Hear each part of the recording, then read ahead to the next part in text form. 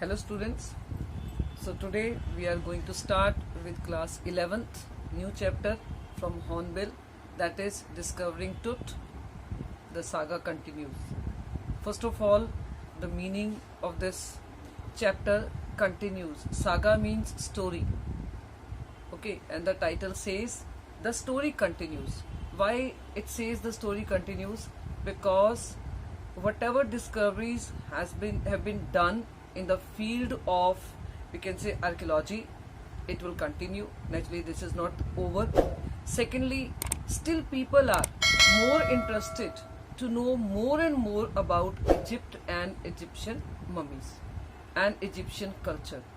So that's why we cannot say that whatever we have found is more than enough. No, people are not satisfied, or we can say people are more greedy to know more about Egypt and Egyptian mummies. So that's why this chapter says the saga continues. Now we come to, we can say, the writer of this chapter, that is A.R. Williams. A.R. Williams, she is not only a writer. Actually, it's not that she is a writer and that's why she wrote about this chapter. No. Actually, this Williams, or we can say she's known as Anne Williams also, she was a former senior writer for National Geographic magazine, and she has done her studies in archaeology. Okay, so this was her field. For near about 3 decades, for near about 30 years, she has worked. Okay, and that's why she got interest in writing, because actually she was writing the reports and she was writing for magazines.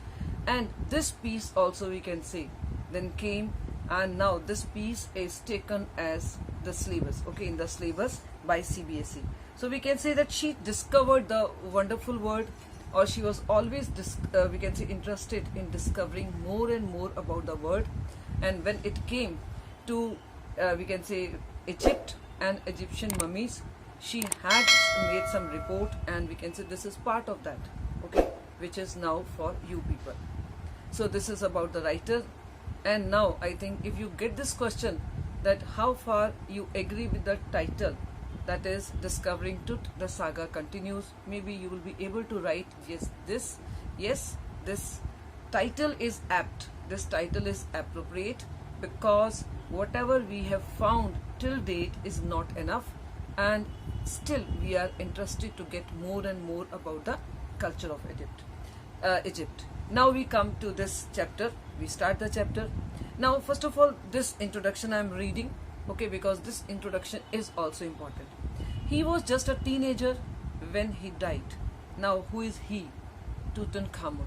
Now, you may hear that sometime, you may say that yes, your teachers, or maybe in some books, this word is not Tut, okay, they pronounce it as Tut, but actually full name is Tutankhamun, not Tutankhamun, and that's why I'm pronouncing it as Tut.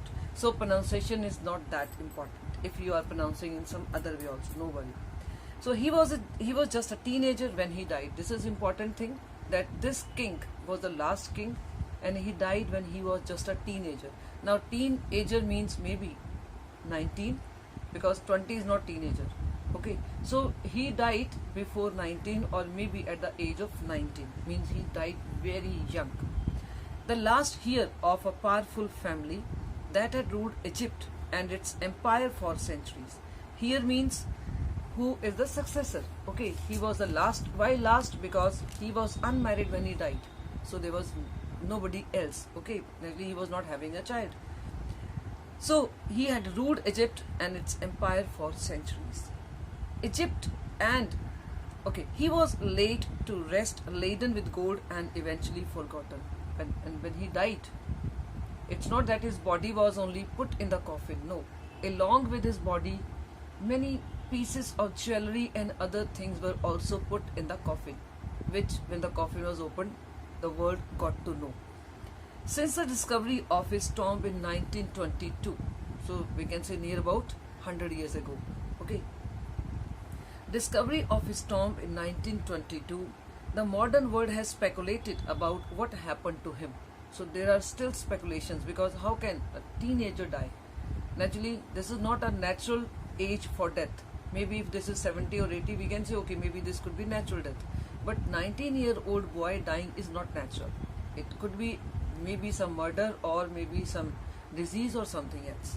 So that's why world is still speculating, because still world is not satisfied the reasons they have tried to got to know. Okay. With murder being the last most extreme possibility, though maybe one possibility is murder also, but in the palace a king is murdered. This is not that easy, because it's not that, because kings and queens, they are having that high security. So it is not very easy to say that maybe this king was murdered.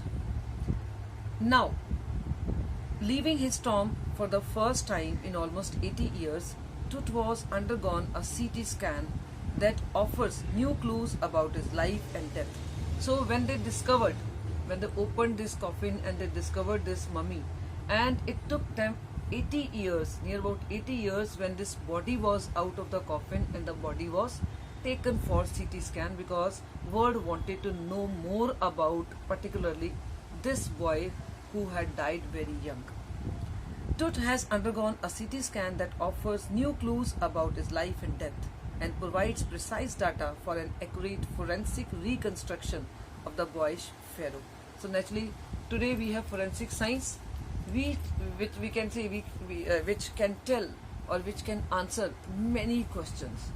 So that's why this body was taken for CT scan. An angry wind stirred up ghostly dust devils as King Tut was taken from his resting place in the ancient Egyptian cemetery. So this is the cemetery where all the royal family members are buried. Okay. So this cemetery is known as the Valley of the Kings, because here the royal family members are only buried. So that's why this is the name. Now the scene is that here the people, the scientists, they have reached over here and they are to take out the body from the coffin, and they are to take the body to that machine where that CT scan machine. Okay. So now this scene is described as if this is a Bollywood movie where the people have come to open the box coffin and take out the body, and at that time only maybe nature is showing its disagreement. Okay, so that's why this kind of lines are there.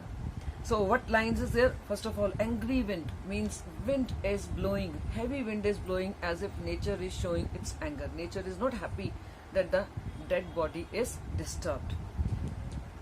Dark-bellied clouds had scudded across the desert sky, because this is deserted area where this cemetery is. Dark-bellied cloud means clouds are scattered in the sky, and they are very dark dark clouds, and they have scudded. Scudded means spread across the whole sky. Okay, and now were veiling the stars in the cascade grey. Naturally, now it is the evening time. Maybe somewhere there are stars also, very dim stars, because this is still late evening time. But maybe today these stars are not visible because of the dark clouds which had covered, veiled means covered, the dark clouds. It was 6 p.m. on January 5. This is winter time. That's why maybe 6 p.m. only there is clouds, darkness started. Okay, because this is late evening. So year is 2005.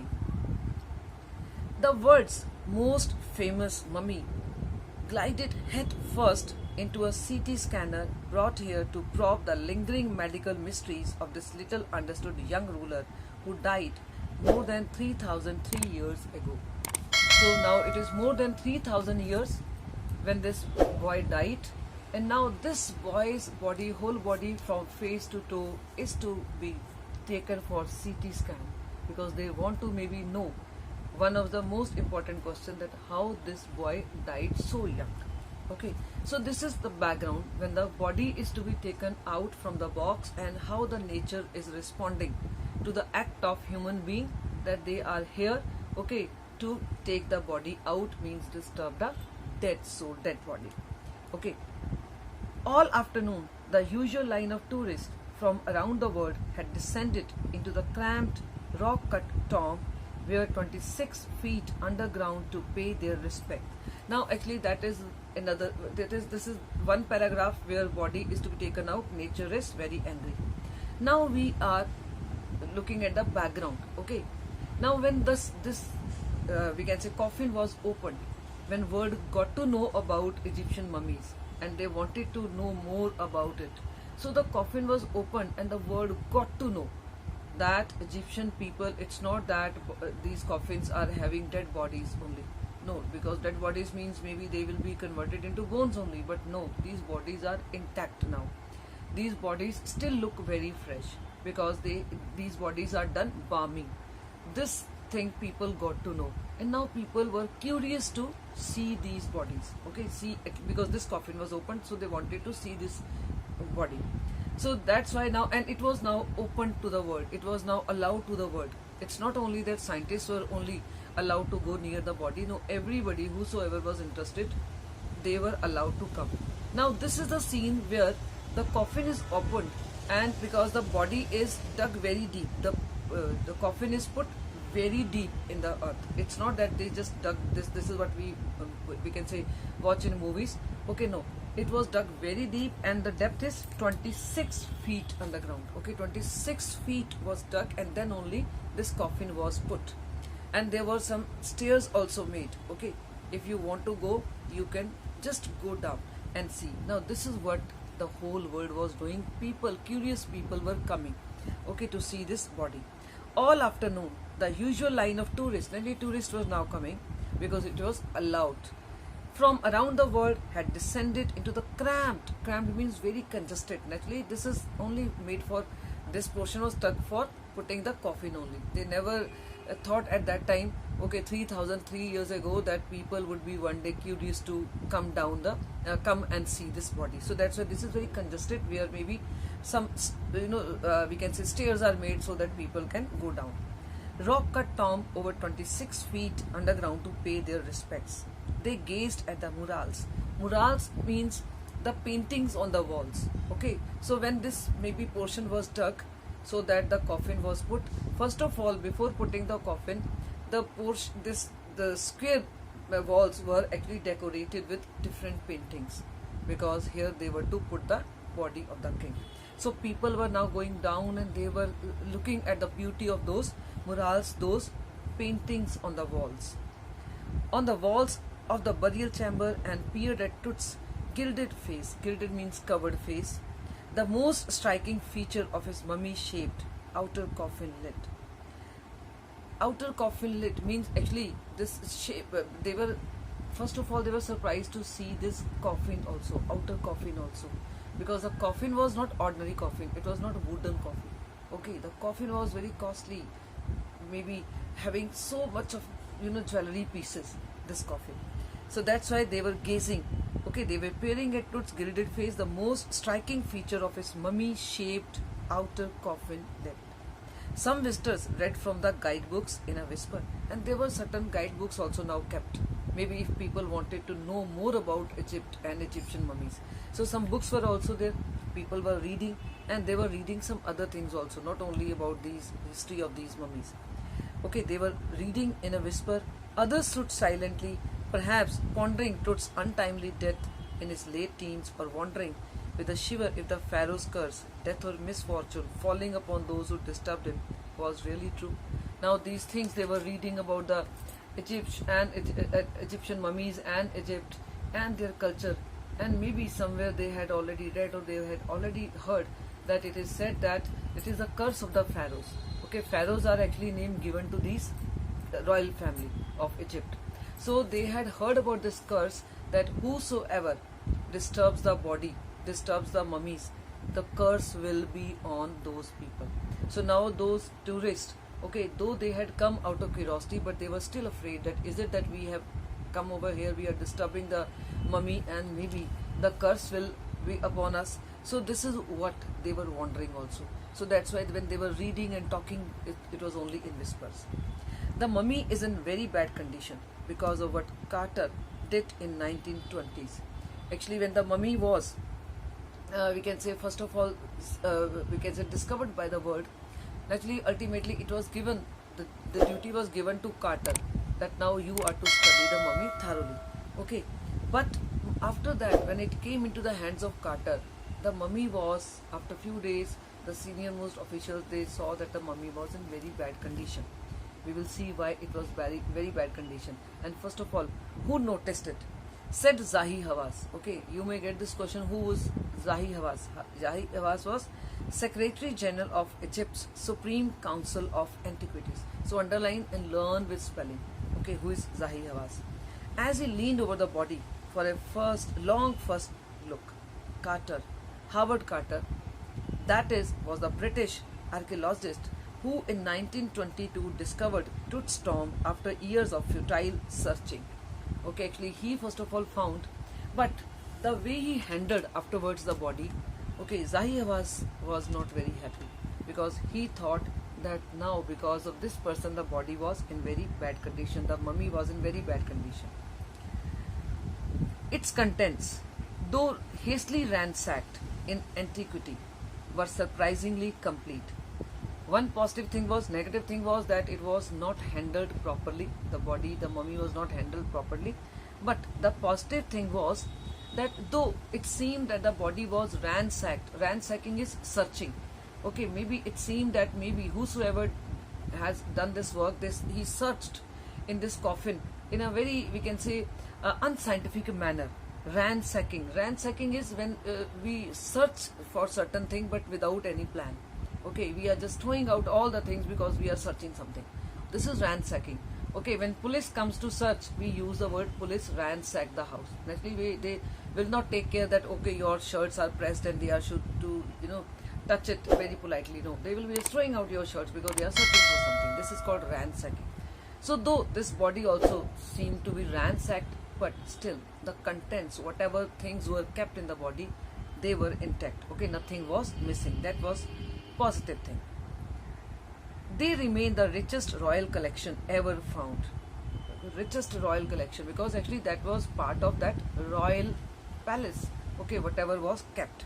So they remained the richest royal collection ever found and have become part of the pharaoh's legend. Now, what are the things that were first of all found when they opened the mummy?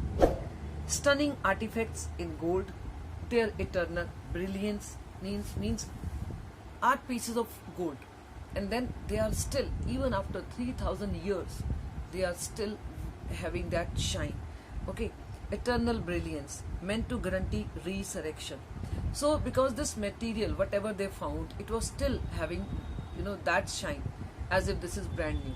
So it showed that the best quality material was put in the coffin, and it showed one more thing, that those people at that time had this feeling that maybe there is life after death, and this man will get another life, and that's why maybe in another life this man may need all these things. So that's why they had put these things of best quality, so that even after so many years, if the things are needed, the things should look brand new.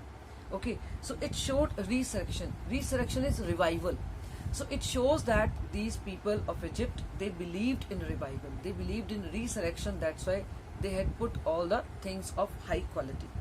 So resurrection, all these things caused a sensation at the time of the discovery. That's why there was a sensation in the world when they saw this high quality, we can say, artifacts in the coffin, and still get the most attention. But Tut was also buried with everyday things he would want in the afterlife. It's not that it was the body in the coffin they had put artifacts only. No, they had put those things also which any person can need in their daily life, like board games. Maybe the king was fond of board games, that's why this board game was kept in that coffin. A bronze razor, because he was a boy, he needs razor for shaving, so bronze razor. Linen undergarments, cases of food and wine.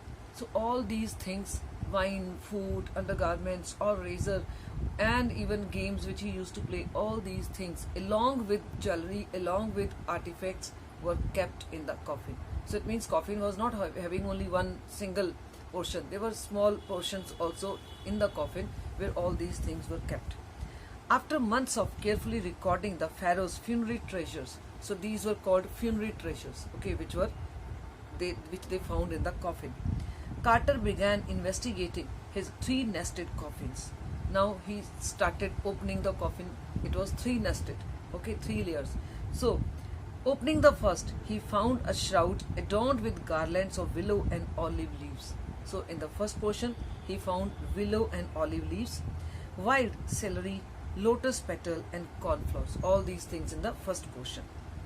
The faded evidence of a burial in March or April. So from here, they got to know that maybe this boy died in either March or April, because all these flowers and all these things are available only these months only.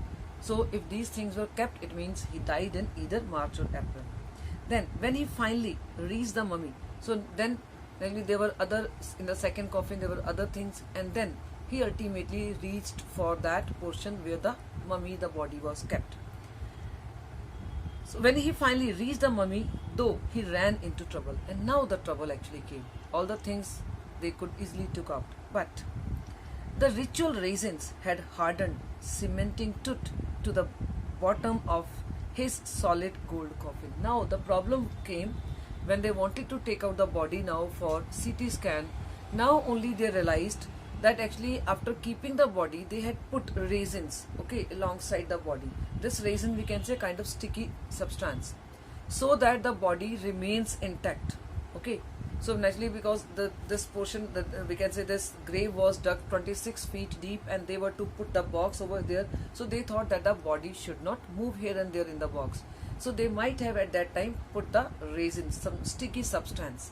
But now after 3,300 years, this sticky substance had hardened, and what was the result?